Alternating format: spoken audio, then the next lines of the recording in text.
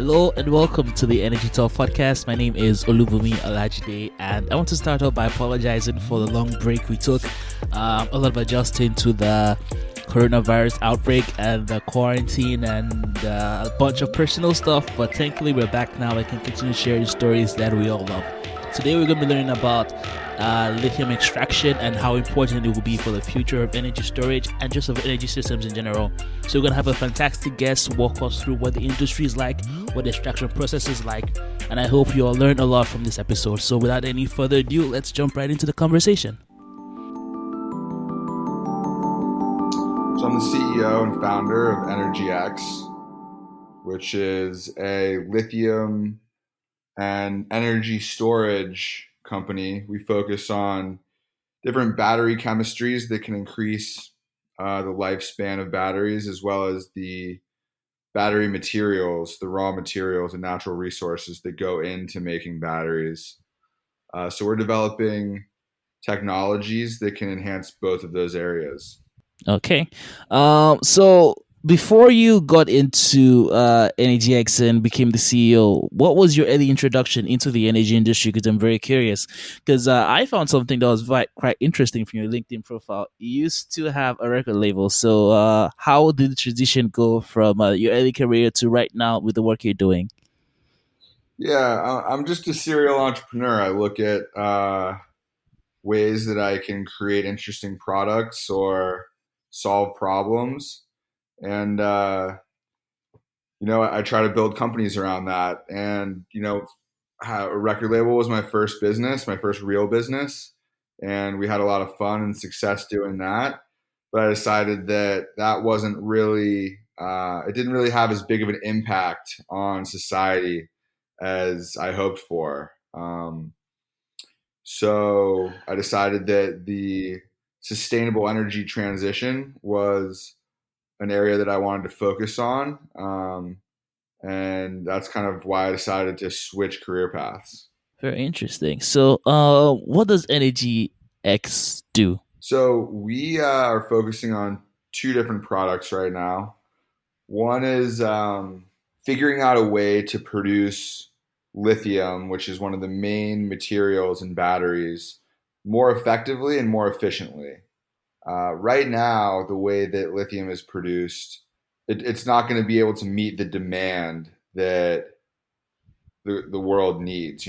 As we are producing a lot more electric cars in the next 5, 10, 20 years, electric cars need big batteries, and big batteries need a lot of lithium. So looking at the macro techno-economic scene, I said, how can we produce lithium more efficiently? And we're developing technologies that are similar to desalination technologies using membranes to produce lithium at high quantities for low cost. So how long have you been working? How long has it been since you started up EnergyX and up till now? I started the company 2 years ago, and we have been, working hard and trying to bring on partners and expand the team. We opened up a laboratory in Silicon Valley, and we work with the University of Texas down in Austin in their chemical engineering department. So we work out of their laboratories as well, and it's exciting times. We have a lot going on, and we're looking to build the team and bring these products to market in the near future. So before we get too carried away talking about EnergyX, let's just take a step back and talk about what the problem that led to the company's being founded is. So energy storage is something that has been the word has been going around, or the term going around a lot, and there's a huge problem, as you said, with energy storage because as more countries are incentivized to go into renewable energy because of climate change or because of societal pressures, there is a need for more effective energy storage, and with electric cars becoming the new norm in many places, so this is a great market. So what makes lithium batteries different from other batteries, and how much of a surge in demand are we looking at in the next few years? So let me answer the first question. What makes lithium batteries better than other types of battery chemistries? Well, lithium is the third element on the periodic table, and it's inherently the lightest metal. Um, so because it's so light, that increases its energy density. You can't have an extremely heavy battery in your car, or else it'll make your car weigh a lot more, and it'll take a lot more energy to move that heavy object. So its lightweight is a very key characteristic of the lithium ion battery. The other one is it has a really high energy density, partly due to its lightweight, um, but it can hold lithium can hold a lot of energy. So those two things make the lithium ion battery the battery of choice right now. Uh, a lot of companies are experimenting with different battery chemistries, like changing the different electrodes, the anode or the cathode, changing the separator, which is the piece that separates those two parts. But all of them uh, have lithium as a common denominator. So whether it's a lithium sulfur battery or a lithium air battery or a lithium battery with a silicone anode, lithium is abundant in all different batteries. So that's what makes lithium batteries better than, say, lead acid batteries, or the variety of other types of batteries that are out there. Lithium batteries, we're going to see a huge increase in demand.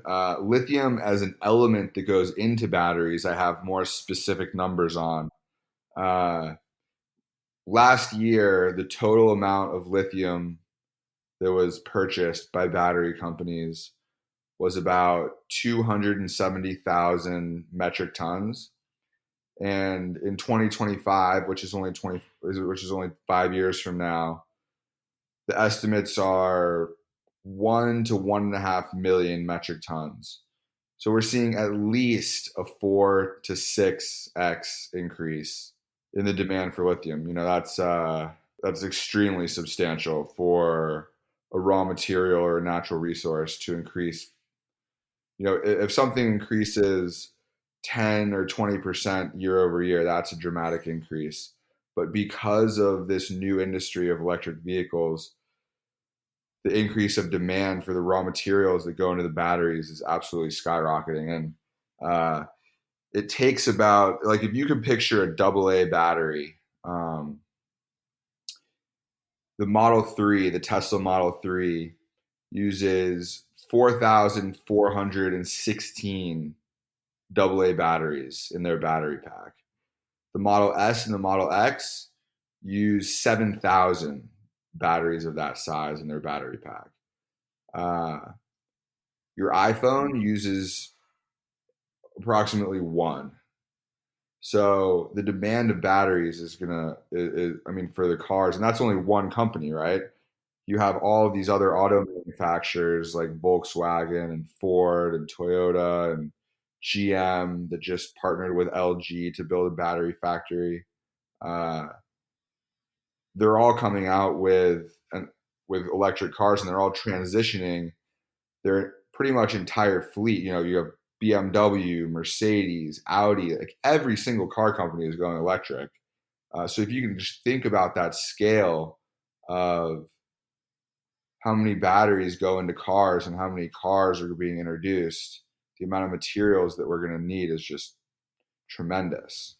Okay, so now let's take a giant leap forward and talk about how lithium is actually extracted, because I have no idea about this. Is it something that is mined out like coal or diamonds, or is it something that because you made a desalination, so I'm assuming that has something to do with water. So just give a big brief background on what the extraction process for lithium is, uh, and just how abundant it is, or if it's a scarce material that we should be looking at in the future.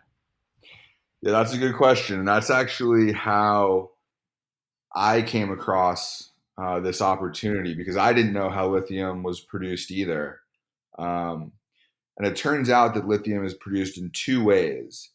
One is your traditional hard rock mining, the way that you would think about copper uh, being mined in a big open pit where they are digging out rocks or ore, and then they leach the lithium out using chemical reactions. And that is one way to do it. There's exploration risk. You don't always know where big lithium deposits are going to be, and you don't know how big a deposit once you find it might go down or out. Um, but that's one way that a lot of people do it, and the predominant area for that is in Australia. The other way that has become uh, almost the better way to do it is through brine evaporation. And what that means is there are these huge salt flats or brine reservoirs. And brine is kind of just a fancy word for really salty water. Um, so, like, think about the Great Salt Lake in Utah or the Dead Sea in Israel. These are bodies of water that have extremely high salt concentrations. Uh, to think about a salt concentration in water, if you've ever had a mouthful of ocean water and think that's pretty salty, ocean water is about 2.5, 3% salt. These brines that we're talking about are anywhere from 28, 35 up to 50% salt by weight. So they're extremely salty. And when you ask yourself what that salt is, well, those salts are basically different combinations of minerals or ions that the water has trapped with it along its path down to the ocean when it rains. So the different salts that make up the salt in these salt brines are lithium is one, the important one. But there's also magnesium, there's sodium, there's different sulfates, there's calcium, there's potassium, there's chloride, and it's basically like a big soup of all these different minerals. And in lithium production, the goal is okay, how do we separate the lithium from the rest of these ions in this brine to create our product? So the way that they do that is they pump out the brine from underground, unless it's like in an open lake, but usually it's found in underground water. And then they put it into these huge evaporation ponds that are the size of 100 football fields. Wow. And they let the sun naturally evaporate the H2O part, the water, and then the salts precipitate out one by one, depending on how big they are compared to the other ones. So, for instance, um, magnesium is bigger than lithium, or uh, sodium is smaller than lithium.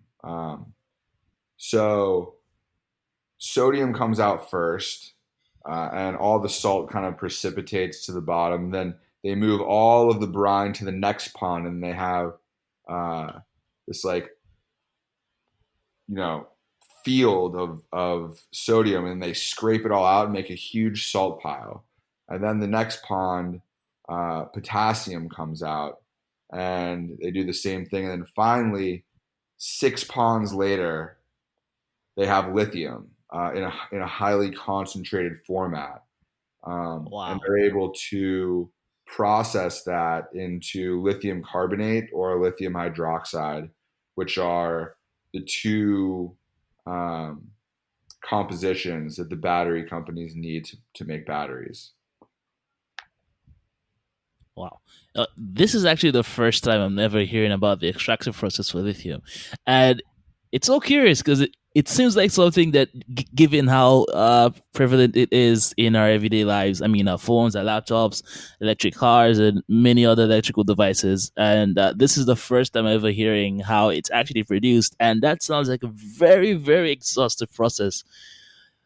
Yeah, so that Wow. process that I just described to you takes an average of 18 months to go from pumping it out to the final lithium product.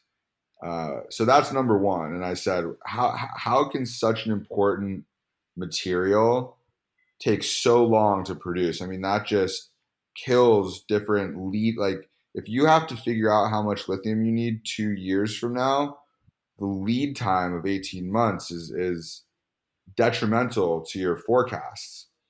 The other thing that was absolutely shocking to me is that through that whole process, they only recover about 30% of the available lithium. And when I heard that, or when I read that, I just knew that I just knew there had to be a better way to do this that could be done in a shorter time with higher recovery rates, therefore costing significantly less, and just being a better solution for the whole industry. Okay, so this is where EnergyX comes in. And now I want to talk about one of your patented technologies, Lightus. So, what is this and how does it help in this process of lithium extraction, the entire value chain? So, what value does it add to the industry? Yeah, so Lightus is our patented technology, and it stands for lithium ion transport and separation technology. Just a handy little acronym there for you. And the way that it came about was I saw this problem when I was down in South America. And in South America is where all these huge lithium brine pools are. It's an area known as the Lithium Triangle, and it's between northern Chile, northern Argentina, and southern Bolivia. It's if you look at South America, the Andes mountain range goes right down the middle, a little bit to the middle left, um, and to the left of the Andes mountain range, where it flows down into the Pacific Ocean, is this lithium triangle.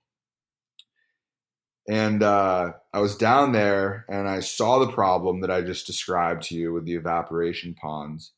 And I started thinking about the way that we have developed technology to make fresh drinking water out of ocean water, which is a desalination process that uses reverse osmosis membrane. So you put the seawater through, and it separates all of the salts from the water. Um, So I thought about that membrane technology, and I said, why can't we develop a technology that separates only some salts out of the water and targets the salts that we need, like lithium? And right around that time, the first academic papers that were exploring this phenomena were published in some of the top academic journals, Science and Nature, on this subject. And they were coming out from a collaboration between one of the top chemical engineering departments in Australia out of Monash University and the University of Texas at Austin, which has the second best chemical engineering department in the United States. Um, so I saw this, and I thought this is the exact technology that we need to commercialize for lithium extraction in South America. And I went and I met with all the inventors of the technology. Um, and mind you, in the university setting, they do it on a very small kind of bench scale, right? So I did due diligence on the technology and the way that it could separate these different ions from a mixture, and ended up doing a deal with them to exclusively license this technology on a worldwide basis to commercialize it for industry. Um, so we had our first patents, and then we started developing the processes and the methods to scale the technology, putting it into a membrane, putting the membrane into uh, applicable modules, um, and finally, developing a product that we could bring to market. Okay. So just to put something visual to this technology, so in the earlier explanation you gave about the extraction of lithium, you said it could take anywhere between up to 18 months. So what is the time difference between the regular process of just evaporating brine to what Litus does? So Litus is essentially instantaneous. We're looking at processing lithium that used to take 18 months down to just a couple days. It's that transformational. That is amazing. And so far, how have operations been going? Because it's 2 years and it's been such a huge technological leap from business as usual to what the future of lithium extraction is. So, how has everything been? Because I'm sure a lot must have changed in the last 2 years for you for EnergyX. Yeah, so let me clarify one thing. 2 years ago was when I stepped foot onto the salt flats in Bolivia. That was the aha moment. The company wasn't even registered, or that was the idea inception. Wait, Uh, so you mean it's been less than 2 years? yeah, so that was the idea inception. It was 6 months later. I went and met with the professors from the University of Texas. That was in August of 2018. And then I was able to complete our licensing agreement in May of 2019. And then we executed our technology development partnership with our commercialization partners in September of 2019. And we're hopefully going to execute an agreement with commercial manufacturers here in the next few months. So it's been moving fast, and we've built up our team to about 12 employees, and we've opened the labs for testing, and we're looking to lock in some partners for pilot plant testing in the next few months here. And the technology development is going great. It's actually ahead of schedule, so I'm pleased with that. Okay, so I know many people get excited about tech startups, but I'm sure not many people know that there's such a fast growing lithium extraction startup that's going on right now. So this is very exciting. This is a very good market to be in. There's a huge growth potential in the future. And the process that you guys have introduced obviously makes less of an environmental impact because we won't get too much into detail into it, but just imagine the ecological impact that it will have taking out brine, and since it's had such high salinity, basically nothing can grow in that area once that process is done. So you just have a bunch of dead lands that probably is not going to be useful anymore. And just simplifying this process is quite amazing. So, what has been the reception generally when you go out and introduce the technology to people who are in the business and already in the lithium extraction business? Are they welcoming to new technology? Are they trusting of it? Because most times when technology gets introduced and it's revolutionary, there is quite a few people who are a bit skeptical about its effectiveness and just prefer the old way. So have you experienced that? Yeah, so there's a few aspects to that question. The first is the environmental impact, and there are two environmental impact issues that we look at. One is the impact that lithium has on climate change and global warming, right? We know we need a lot more lithium, and this technology enables much more efficient, faster less expensive production of lithium. Uh, so the more lithium and the more batteries that we have out there, the less carbon emissions vehicles and other sources of CO2 emissions will create, right? So more lithium, less carbon emissions, right? So that's the first part, and we've done all those numbers, and it's very significant. For every single ton of lithium that is put into the marketplace for electric cars, we're looking at a reduction of 134,000 tons of CO2 emissions. And that's still with the energy going into the cars coming from fossil fuel generation like coal or natural gas. If you generate the electricity that goes into electric cars using renewables, that's an extra 56,000 tons of CO2 emissions eliminated, such as like wind or solar. So more lithium. Every ton of lithium is a huge reduction of CO2 into the atmosphere. The second aspect of the environment is how much more environmentally friendly our solution is than the conventional methods like hard rock mining or brine evaporation. Um, we'll talk about brine evaporation because that's the area that we're most focused on.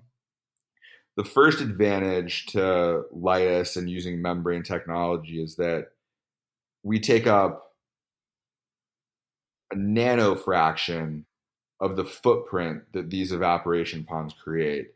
Um, the operation down in northern Chile, run by one of the biggest lithium companies in the world, SQM, takes up a 20,000 acre footprint. I mean, that's like the size of lower. That's like 20,000 acres is absolutely huge. I mean, we take up, you know, one fraction of a square kilometer. I mean, like nothing, right? Uh, the second advantage is that these evaporation ponds it takes a lot of fresh water to create lithium using the evaporation method. Um, and these are areas that are in the high desert that are scarce on fresh water, which affects the communities, the surrounding communities, right? The indigenous people. So they're pretty against the operations that are there right now. It also affects the wildlife. Like there's a flamingo population down there. There's not much other wildlife, but the third aspect is they use a lot of chemicals and reagents during that process. Um, and we use almost essentially no fresh water and no chemical reagents. The big advantage to the evaporation is that they essentially use free solar energy to concentrate the lithium in the evaporation ponds. I mean, they're basically using the sun to evaporate out the water.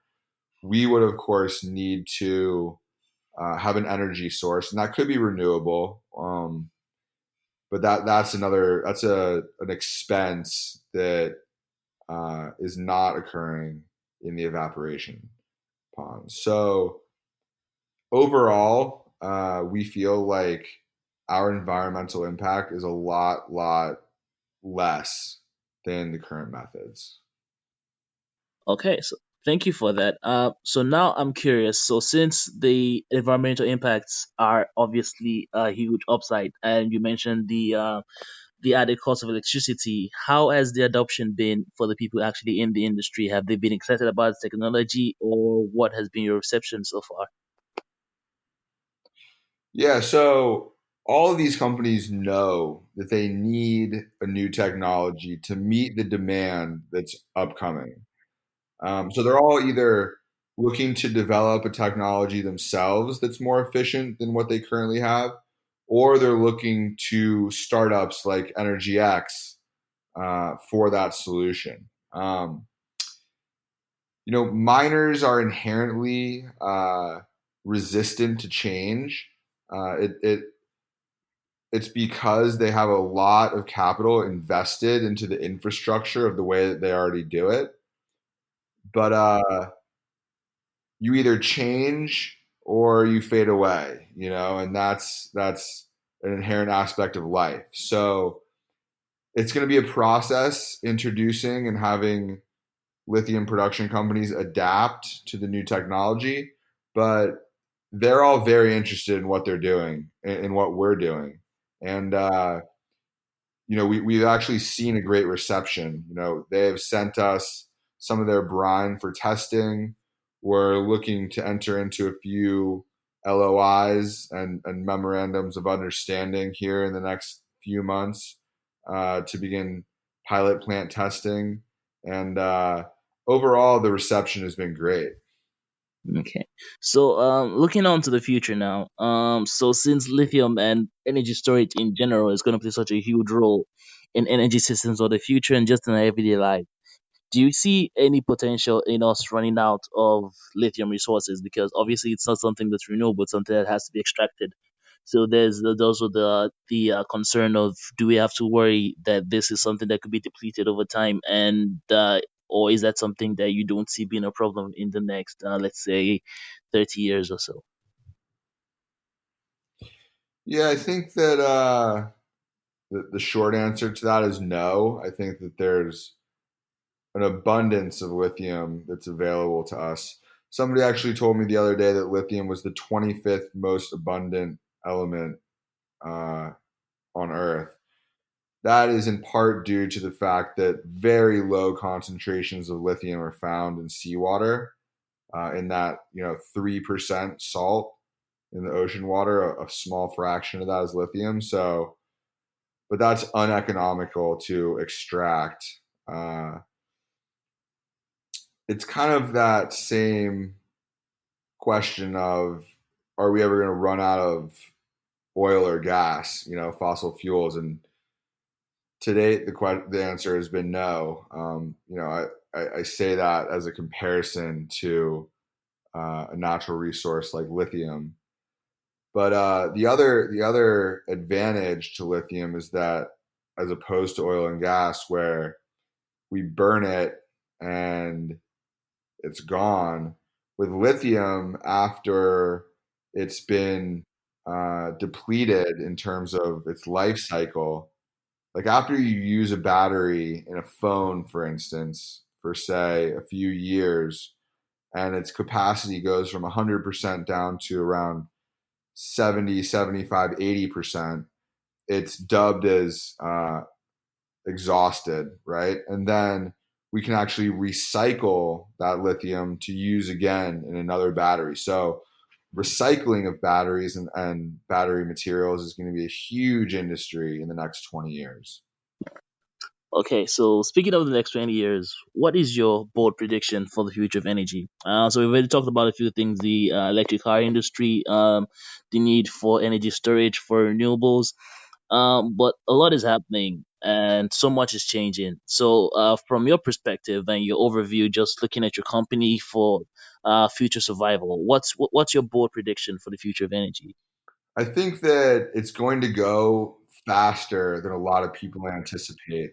Um, the only reason that it wouldn't is because of special interests of oil and gas companies. I mean, these companies are making tens or hundreds of billions uh, on the production scale of natural gas or oil or fossil fuel related energy generation.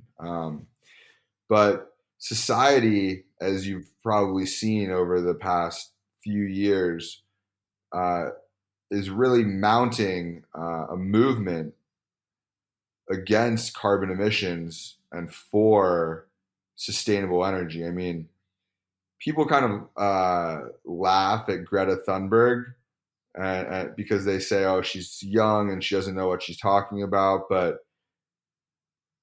she's kind of established this movement of people caring about it, and we're all witnesses to the fires in Australia, the fires in the Amazon in Brazil, the fires in California.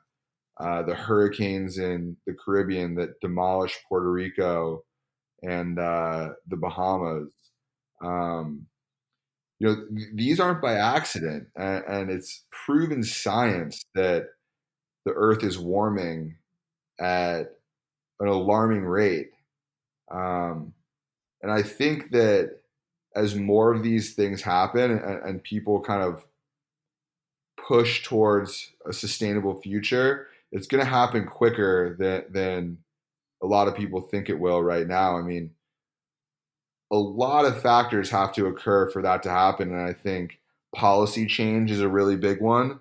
And a lot of announcements were made at Davos at the World Economic Forum just last week with really, really large institutions such as Goldman Sachs uh, pledging that they would not invest any more in subsidiaries or subsidies for fossil fuel related companies or make any further investments into those. All the automobile companies are moving towards electric.